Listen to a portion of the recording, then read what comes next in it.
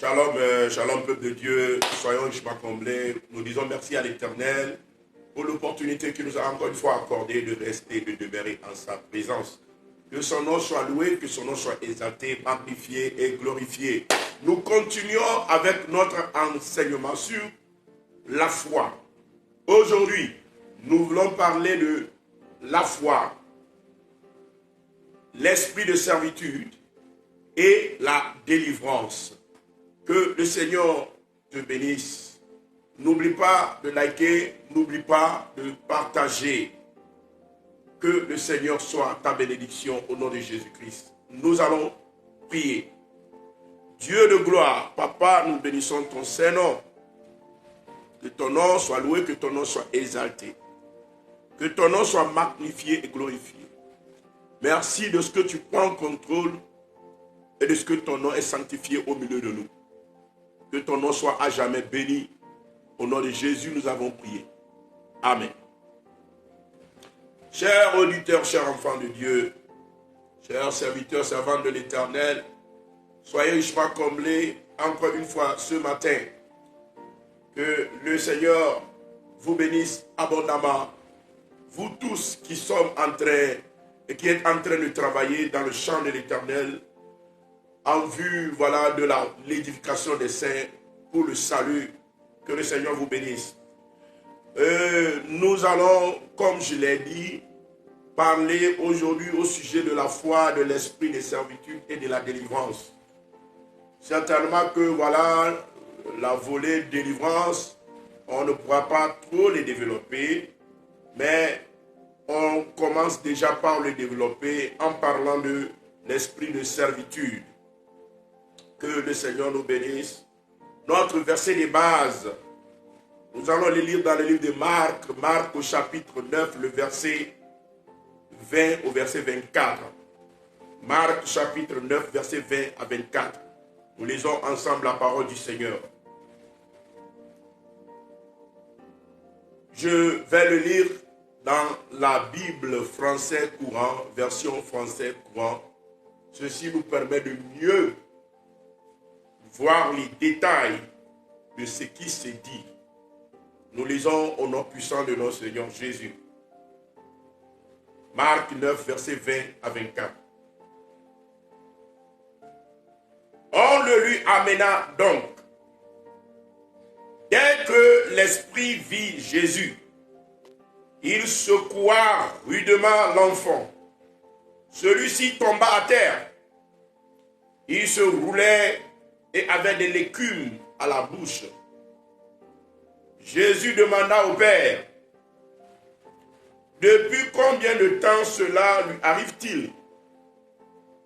Et le Père répondit, depuis sa petite enfance.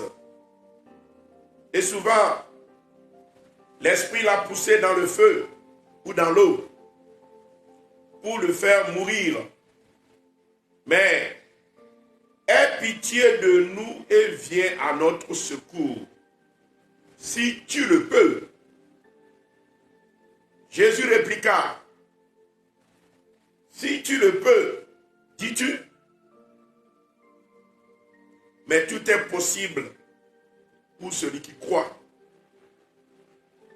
Aussitôt, le père de l'enfant s'écria, je crois, aide-moi, car j'ai de la peine à croire. Je crois, aide-moi, car j'ai de la peine à croire. Ici, nous nous retrouvons devant un cas de délivrance. Ou comme la Bible est en train de le dire, il y a un enfant, on pourra le qualifier d'épileptique, qui fait souvent des crises. Et le papa de cet enfant, au vu des nombreux miracles que le Seigneur a accomplis, et que Dieu a accompli par la main de ses apôtres, a amené aussi son enfant pour que, voilà, son enfant soit libéré de cet esprit qui le tourmentait jour et nuit. Comme le papa lui-même le précise. Tantôt, l'esprit veut jeter l'enfant dans le feu. Tantôt, l'esprit veut jeter l'enfant dans l'eau.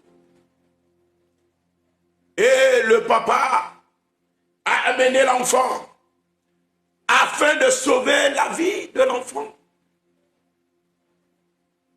Mais quand il amena l'enfant auprès des disciples, qui sont les apôtres, ces apôtres-là qui ont fait des exploits, qui ont chassé des esprits, qui étaient revenus tout contents auprès du Seigneur Jésus, et ils lui ont dit, nous avons chassé des démons, les démons quittaient le corps, et Jésus tressaillit de joie devant eux, parce que c'est des disciples, par la main de qui le Seigneur a commencé par faire de grandes choses.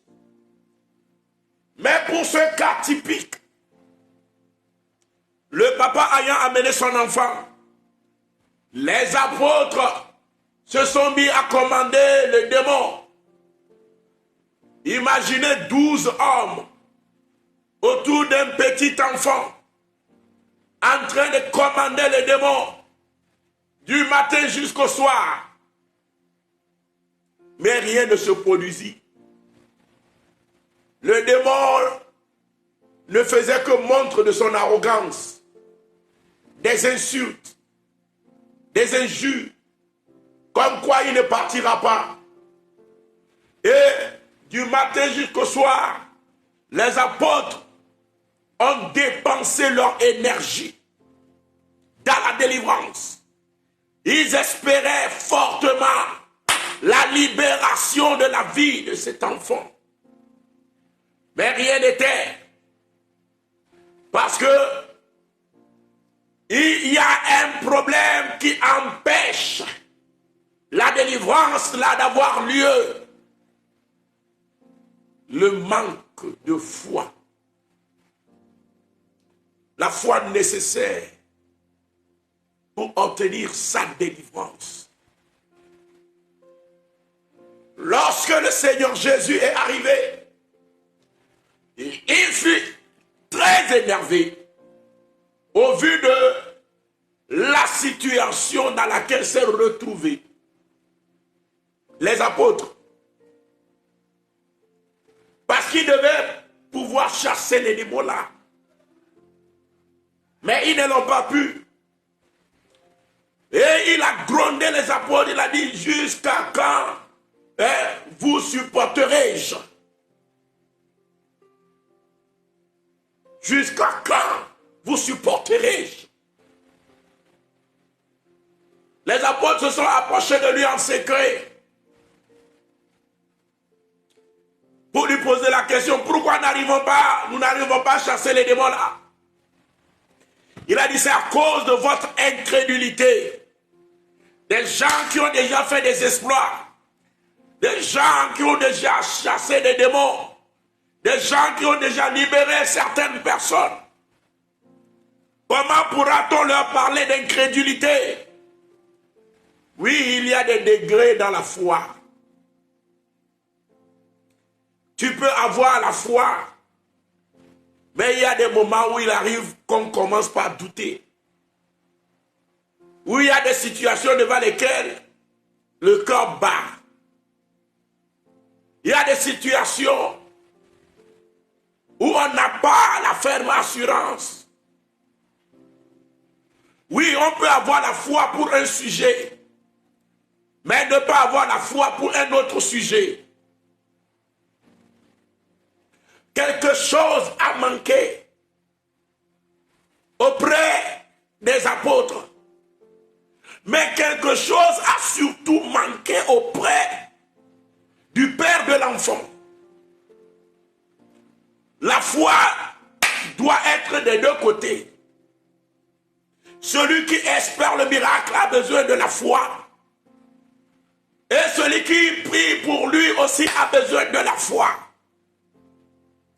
Le Seigneur Jésus, qui est le consommateur de notre foi, a besoin de cet équilibre-là pour faire son miracle. C'est pourquoi dans certaines circonstances, avant de prier, Jésus chasse les gens.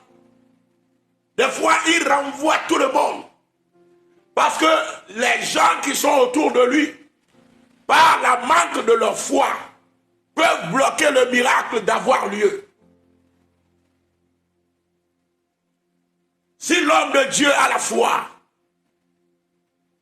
mais celui pour qui on va prier n'a pas la même foi ou bien n'a pas la foi suffisante, il aura beau prier.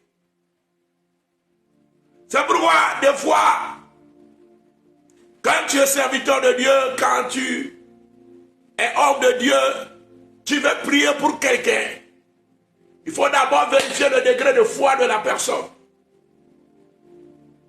Il faut commencer d'abord par remonter la foi de la personne, afin d'être sûr de ne pas travailler en vain. Parce que quand il n'y a pas la foi, la chose s'enlise. Et ici, nous voyons une délivrance qui s'est enlisée. Enlisée parce que voilà, il n'y avait pas la foi nécessaire de la part de ceux qui sont en train de prier, je veux nommer les apôtres, mais également de la part du père de l'enfant. Et quand Jésus était arrivé, la Bible dit, le démon a encore jeté l'enfant par terre, l'enfant écumait. Mais Jésus, avant de prier, s'est d'abord occupé du père de l'enfant. Il s'est tourné vers lui, il lui pose la question, ça fait combien de temps que l'enfant est dans cette situation? Et le père de l'enfant qui répond, c'est depuis le jeune âge. Aide-nous, fais quelque chose si tu le peux. Vous voyez? Ce n'est pas quelqu'un qui a la foi, mais c'est quelqu'un qui demande un miracle. Si éventuellement Dieu le peut, si éventuellement Jésus le peut. Beaucoup viennent vers les hommes de Dieu pour les demander de les aider s'ils le peuvent. De prier, peut-être Dieu va le faire. De prier, peut-être Dieu va agir.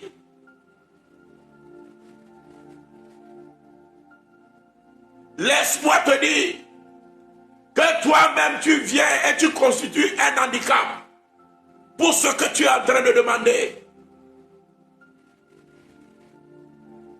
Sans la foi, nous ne pouvons rien obtenir de la part de l'Éternel.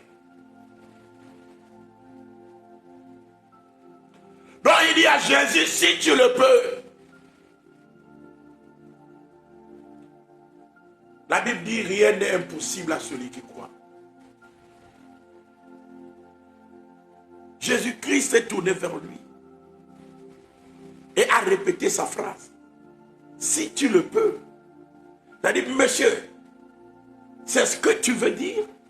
Si je le peux. Alléluia. Et Jésus allait laisser le monsieur. Jésus allait partir parce qu'il sait que la personne n'a pas la foi nécessaire pour recevoir les miracles. S'il n'y a pas la foi nécessaire pour recevoir les miracles, alors toute prière devient vraiment du torture. C'est-à-dire tu dépenses ton énergie, tu te sacrifies, tu te tues, mais tu n'auras pas de résultats. Et ça ne vaut pas la peine de se tuer si on ne peut pas avoir un résultat.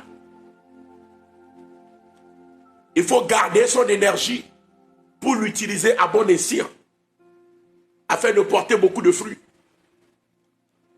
Mais si on doit dépenser notre énergie pour ce qui ne va pas donner, ce qui ne va pas donner un rendement, alléluia, ça ne vaut pas la peine. Ça ne vaut du tout pas la peine. Alléluia. Le monsieur n'est pas qualifié pour recevoir un miracle. vient avec le doute. Parce qu'il vient avec, alléluia, des intentions qui ne sont pas fermes. Il vient à notre secours si tu le peux. C'est-à-dire, lui ne sait pas si Dieu peut le faire ou pas. Si Dieu peut le faire, c'est bon. Mais s'il peut, mais Dieu peut tout. Jésus peut tout. Il n'y a rien qu'il ne veut faire. Il est capable de tout faire. Et il le fait pour toi. Il faut que tu crois qu'il peut et qu'il le fait. Dans la foi, il n'y a pas de place pour le doute. Dans la foi, il n'y a pas de place pour la probabilité. Dans la foi, il n'y a pas de place pour le oui et le non. Mais le oui est prononcé par le Seigneur Jésus. Alléluia. Afin qu'en son nom, tout soit oui et amen. Il n'y a pas de non en lui. Il n'y a pas de clochement des deux côtés en lui. Mais c'est la ferme assurance. C'est pourquoi Hébreux 11, le verset 1 définit la foi en ces mots. La foi, c'est la ferme assurance des choses qu'on espère et la démonstration de celles qu'on ne voit pas. La ferme assurance des choses qu'on espère et la démonstration de celles qu'on ne voit pas. Quand il n'y a pas la ferme assurance que Dieu le peut, que Dieu le fait et que je le reçois, il n'y a pas encore la foi. Donc le monsieur s'est disqualifié par sa propre parole. Et Jésus-Christ allait partir. C'est ainsi qu'il a commencé par crier. Il dit, si tu peux, dis-tu, mais tout est possible pour celui qui croit. Aussitôt, le père de l'enfant s'écria, je crois, aide-moi, car j'ai de la peine à croire. Car j'ai de la peine à croire. Le monsieur souligne sa maladie. Le Saint Thomas du quartier, il souligne sa maladie. Alléluia. Car j'ai de la peine à croire. C'est-à-dire, le monsieur rencontre des difficultés dans son cœur à croire. Il a vu Jésus ressusciter des morts. Il a écouté tous les miracles qui se sont passés. Mais il a des difficultés dans son cœur pour croire que Dieu va faire quelque chose pour son enfant. Alléluia. Donc il confesse cela ici devant le Seigneur. Il dit, car j'ai de la peine. J'ai de la peine. Quand quelqu'un dit j'ai de la peine, ça veut dire j'ai des difficultés à croire. Si c'est pour croire que Dieu va faire là, j'ai des difficultés. Je me confie plutôt à la science. Je me confie plutôt au docteur. Je me confie plutôt à mes calculs. Je me confie plutôt, voilà, à ce que ma compétence peut faire. Mais j'ai des difficultés pour croire que Dieu va agir. Beaucoup de chrétiens ont développé les mêmes difficultés aujourd'hui. Beaucoup de chrétiens ont des difficultés pour croire en la capacité de Dieu. Beaucoup de chrétiens te diront je crois, mais en réalité, ce qu'eux-mêmes ne peuvent pas faire de par leurs compétences, quand tu les mets là-bas, ils tremblent. Parce qu'ils aiment mieux croire dans leurs compétences que de croire en Dieu. Ils croient au pouvoir de l'argent. Ils croient dans les relations. Plus qu'ils ne croient en la puissance de Dieu. Le monsieur dit, j'ai de la peine à croire. Qu'est-ce qui provoque la peine à croire dans notre cœur? Quand quelqu'un dans son cœur a des difficultés pour demeurer ferme dans sa foi, ferme, que Dieu va agir, que Dieu va le faire. Qu'est-ce qui provoque souvent cela? Il y a un esprit. Quand l'esprit la rentre dans ton cœur, c'est un démon qui s'attaque à la foi. Il est le rongeur ou le destructeur de la foi. Vous savez, il y a différents types de démons. Il y a un démon, quand le démon là vient dans ton corps, le démon là s'attaque à ton corps. Il peut te rendre malade, peut provoquer, alléluia, les dysfonctionnements des différents organes. On parle de hypertension, on parle de diabète, on parle de toutes sortes de maux dans ton corps. Parce que c'est un démon qui s'attaque au corps, qui s'attaque à la chair.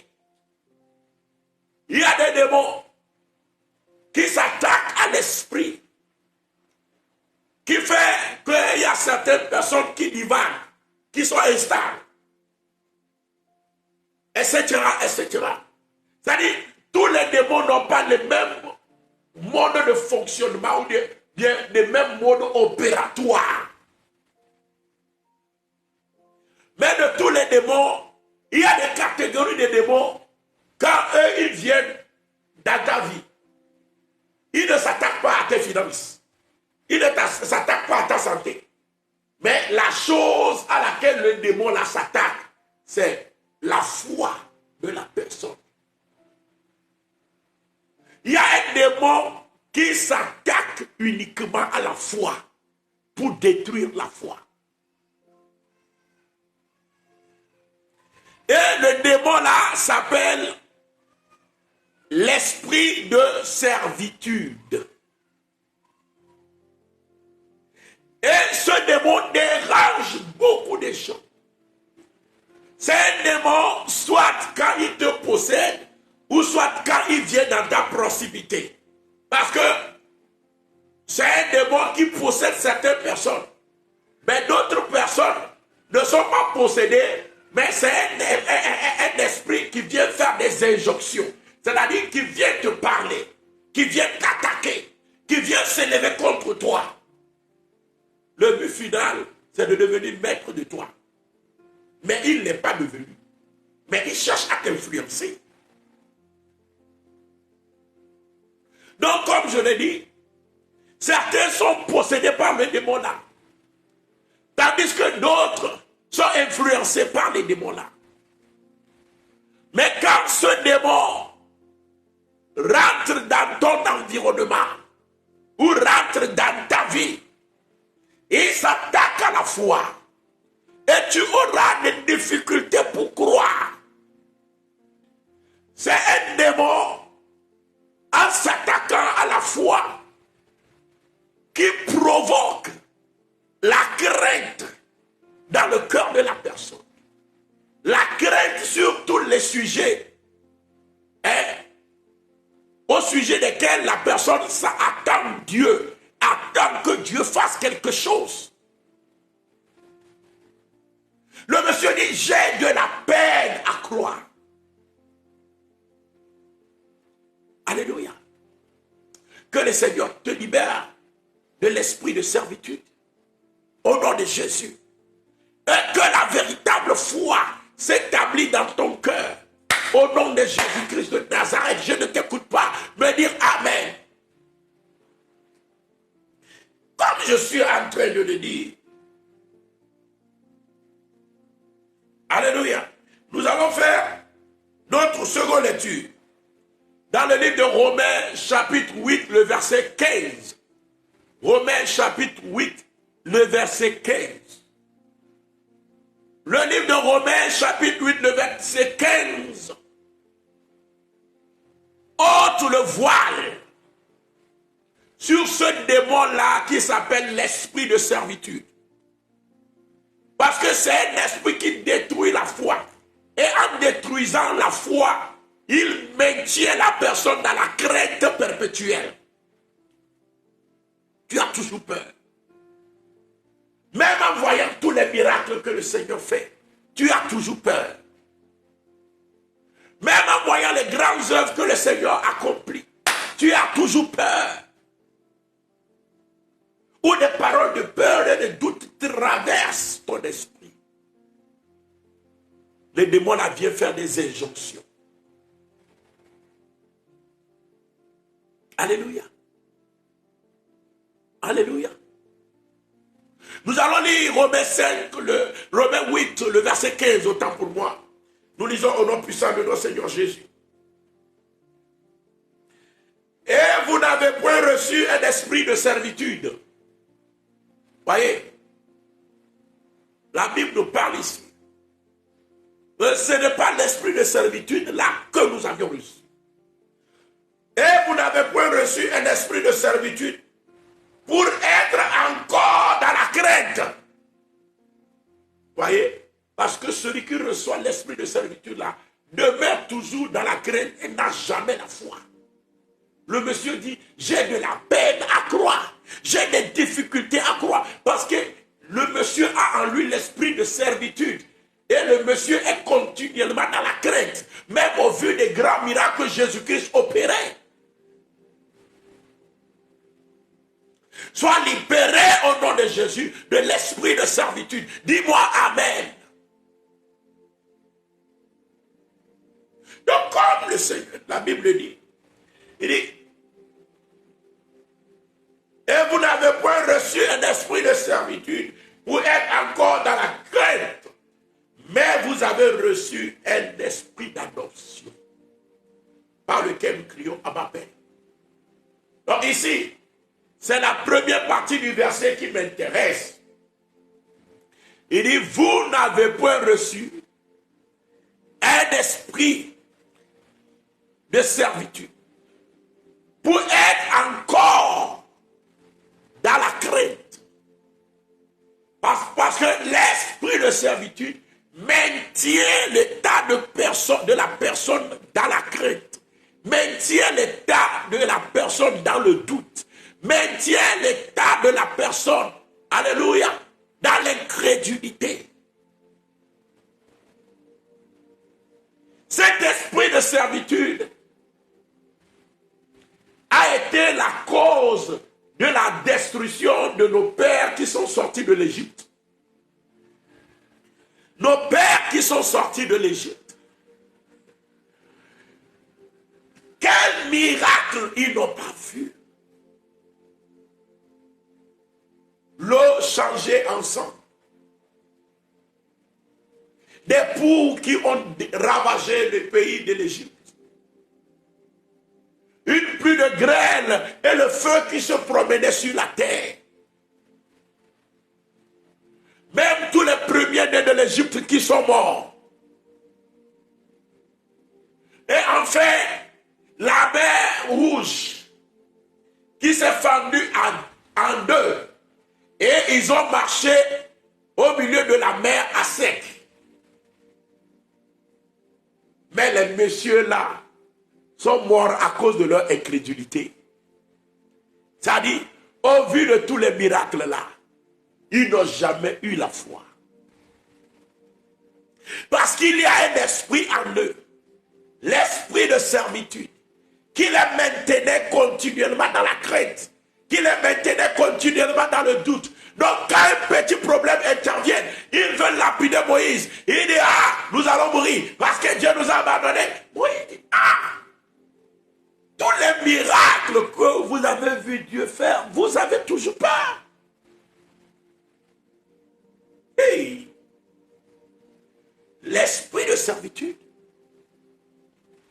Le monsieur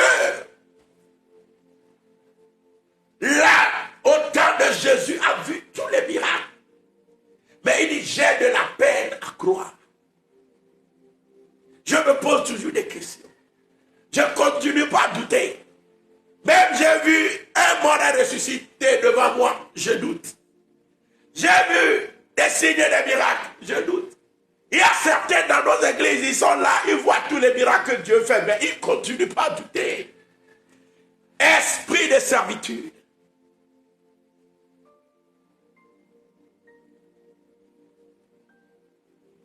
Et quand il est à la crête, alors la vie de la personne est maintenue dans la servitude toute sa vie. C'est ainsi que certains sont venus à l'église pour la délivrance. Mais 20 ans après, ils ont toujours les mêmes démons. Comme si Dieu est incapable de chasser les démons. Ils sont venus avec des difficultés. Pendant 15 ans, il y a toujours les mêmes difficultés, comme si Dieu est incapable de libérer.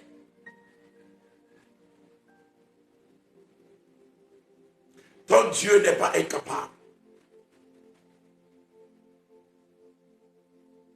Il y a un démon qui s'est immiscé dans ta vie. Esprit de servitude. Ça te maintient dans la crainte. Ça s'attaque à la foi. Tout ce qui est foi dans ta vie, ça s'attaque à cela. Ça t'empêche de voir la gloire de Dieu. La Bible dit, nous n'avons pas reçu un esprit de servitude pour demeurer dans la crainte.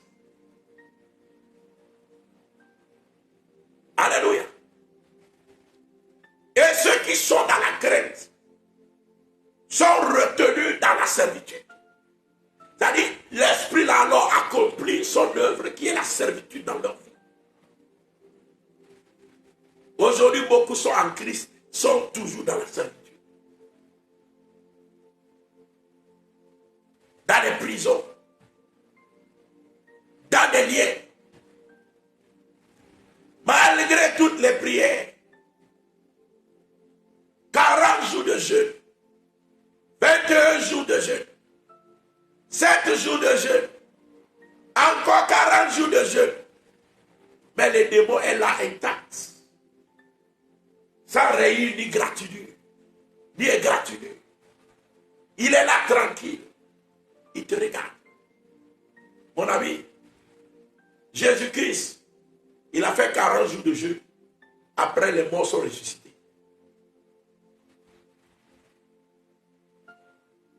Après, les morts sont ressuscités. Ça ne sert à rien de prier de ne pas avoir la foi. Mais sache que ta prière, par la foi, doit amener des miracles. Sache que ta prière, par la foi, doit amener la délivrance. Sache que ta prière, par la foi, doit amener la libération.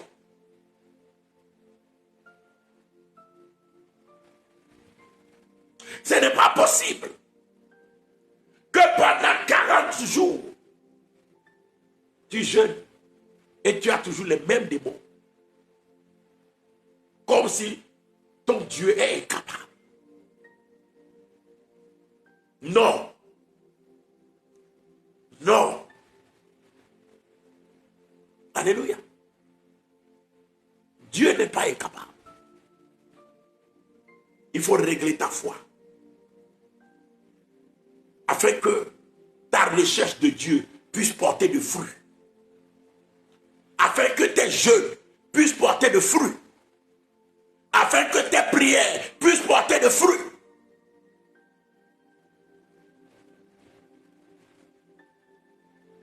Alléluia.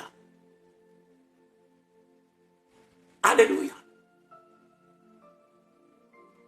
Car sans la foi, ne t'imagine pas que tu recevras quelque chose de la part de l'Éternel.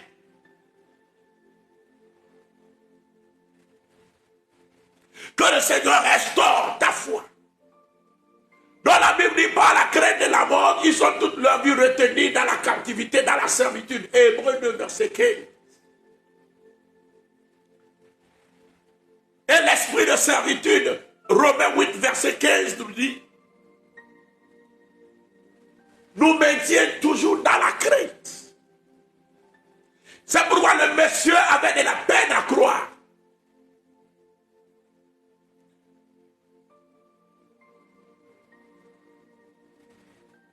On avait envoyé des espions pour aller explorer la terre promise. Dieu voulait que, voilà, les espions là aillent et qu'ils voient tous les merveilles qui sont sur la terre promise. Et qu'ils viennent raconter au peuple afin que le peuple ait de l'engouement pour partir sur la terre promise.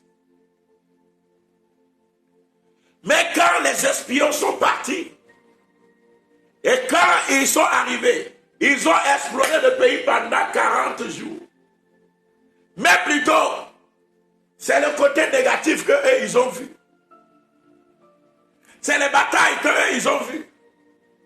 C'est les difficultés qui seront là qu'eux, ils ont vues. Et ils sont venus décrire ce qu'ils ont vu. Le peuple a commencé par pleurer. Mon ami,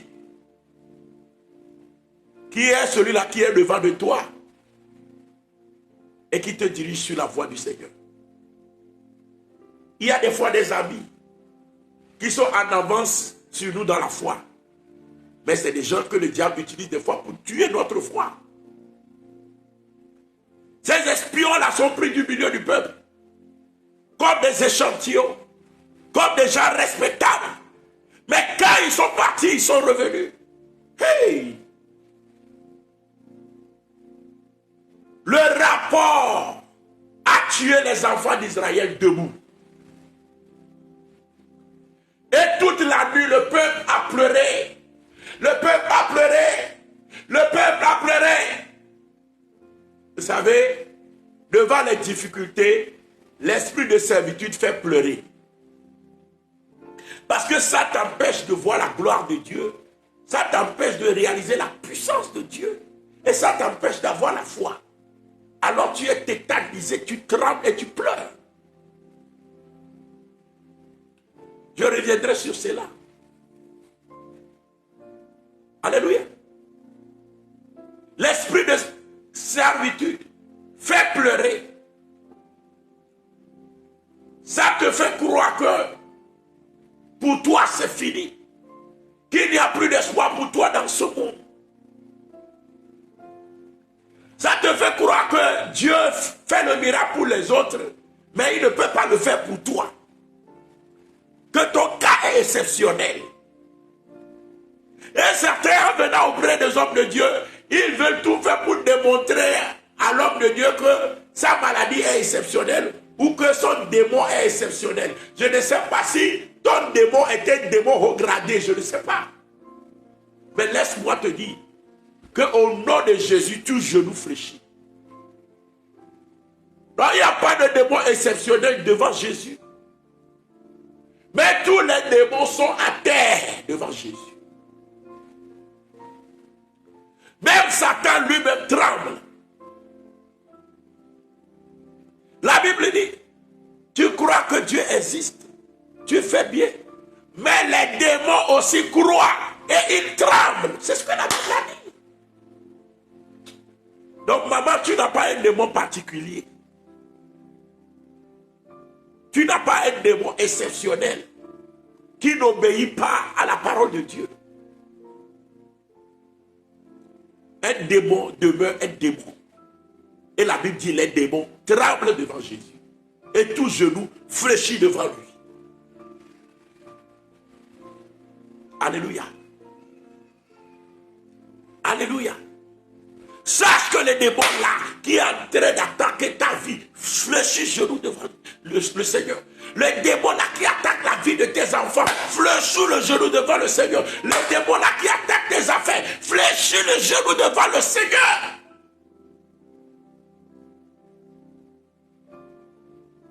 Amen. Des fois, je rigole. Quand certaines personnes ont besoin de soutien et ils viennent auprès de toi. C'est-à-dire, ils veulent décrire pour te montrer la particularité hein, l'exceptionnalité, hein, de leurs démons. Il veut te montrer comment des grands pasteurs, entre guillemets, ont déjà prié pour eux, mais que ça n'a pas donné, parce que leur démon est si particulier.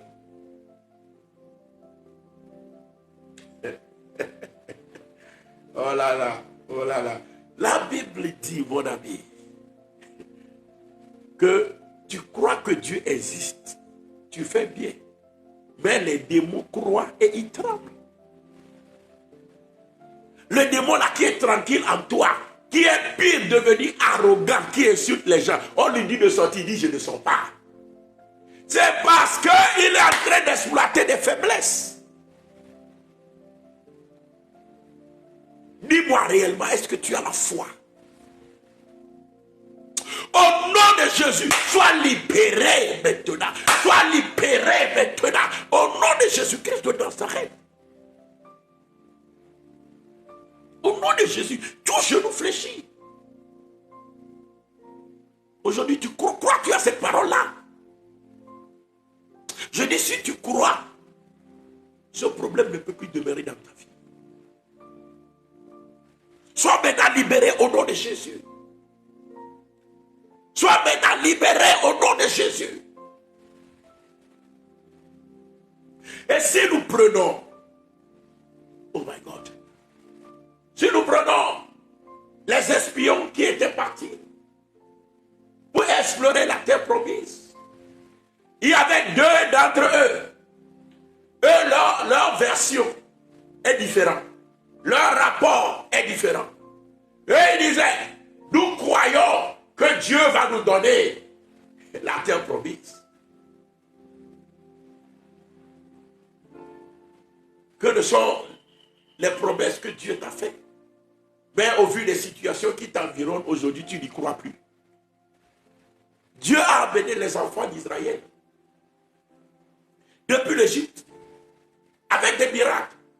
Mais quand ils sont arrivés à la porte de la terre promise, ils ne croient plus qu'ils peuvent le posséder. Aujourd'hui, tu ne crois plus aux rêves, aux visions, aux révélations que Dieu t'avait montrées, aux nombreuses promesses que Dieu t'a fait. Esprit de servitude, libère au nom de Jésus. Que l'Esprit la libère ta vie.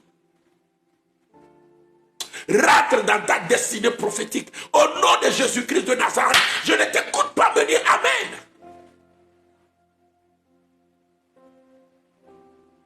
Donc, comme je suis en train de le dire,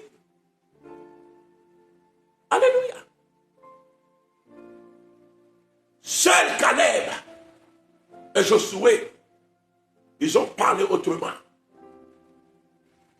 Caleb s'est mis devant le peuple. Il a déchiré son habit.